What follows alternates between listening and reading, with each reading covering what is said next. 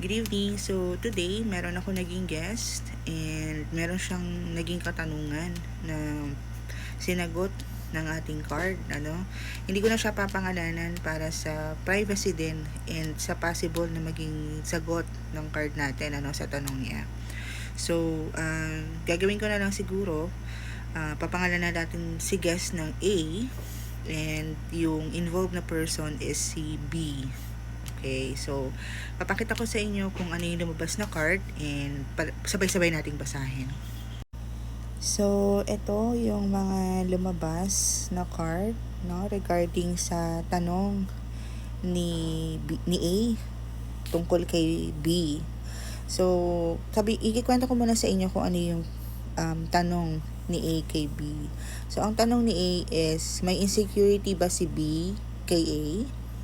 So, ito yung mga lumabas. So, regarding kay Moon, si the Moon, Ayan. Iko-connect ko siya sa mga information na nakuha natin kay A.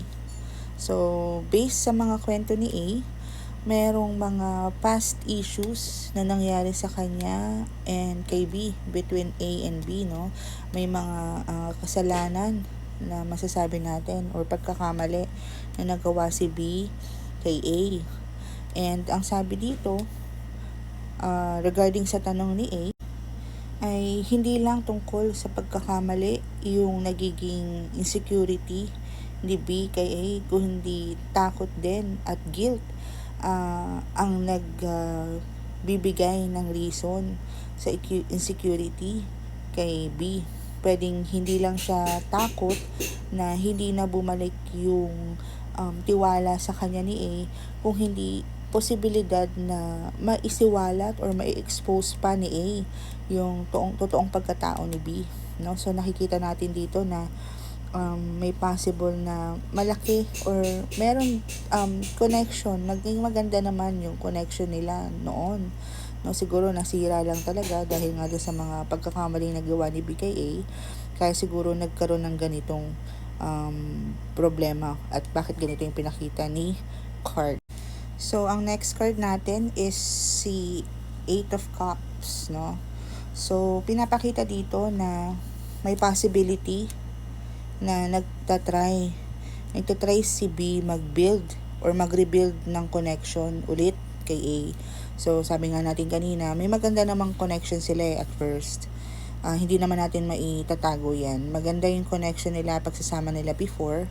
Nasira nga lang dahil sa mga naging problema in the past, So, ang tinatry na gawin natin resolution nito ni B kay A is i-rebuild or kunin ulit yung tiwala ni A, Pero kasi, ang pinapakita dito, at the same time, ang nature din kasi ng Eight of Cups natin is ang paglayo. So, parang hindi din ganun masyadong ina-acknowledge ni B yung naging problema.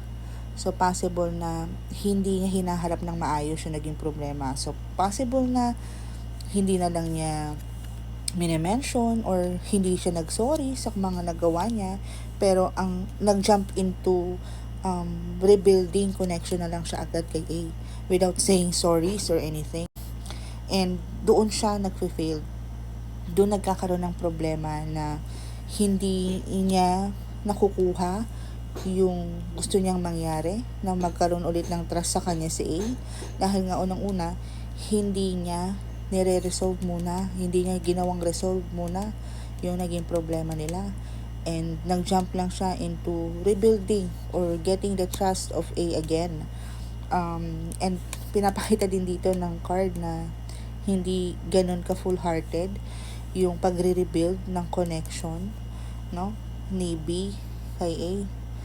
May cycle ng effort pero hindi talaga siya genuine. So kahit anong gawin niya, hindi siya nakakarating sa gusto niyang maging result. And ang ating last card is 10 of Pentacles reversed.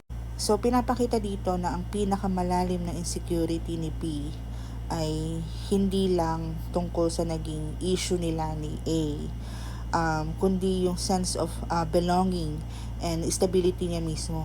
So parang pinapakita dito na parang merong konting pagsilip tong si B, no, sa stability ni A na meron siya.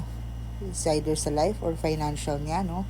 Nakikita natin dito na parang may konting insecurity kung paano yung flow ng buhay ni A. Isa din yon sa nagbibigay sa kanya ng malaking insecurity. And since tong si A and B at some point connected, no, sa family, konektado sila sa pamilya. So, masasabi natin na technically relatives na din sila, no? Ganun natin siya sasabihin.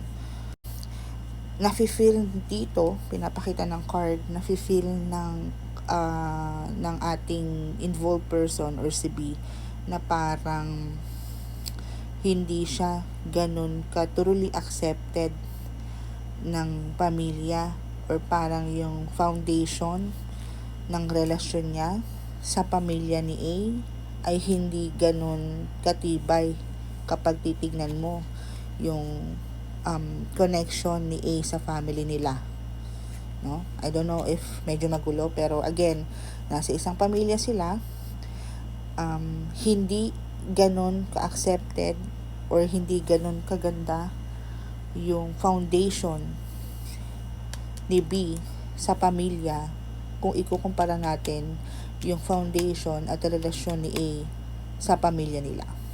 So, yun ang matinding nagiging isang insecurity din ni B, which is yung involved person.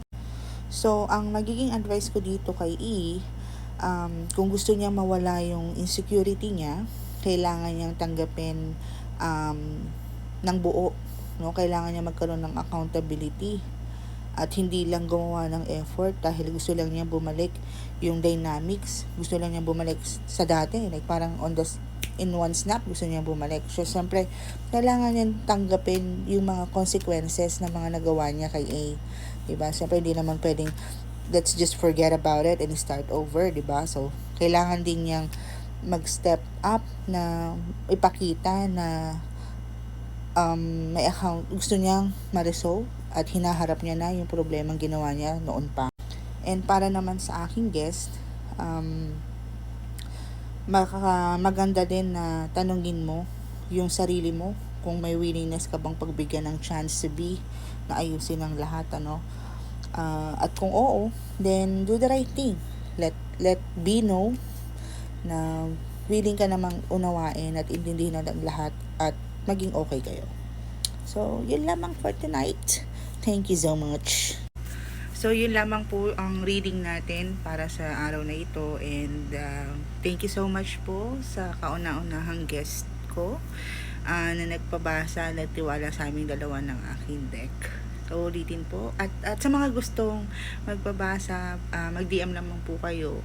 Meron po akong Facebook, meron po akong YouTube, and may IG and Threads din po ako. And parehas na pangalan lang din po dito sa TikTok. Thank you so much.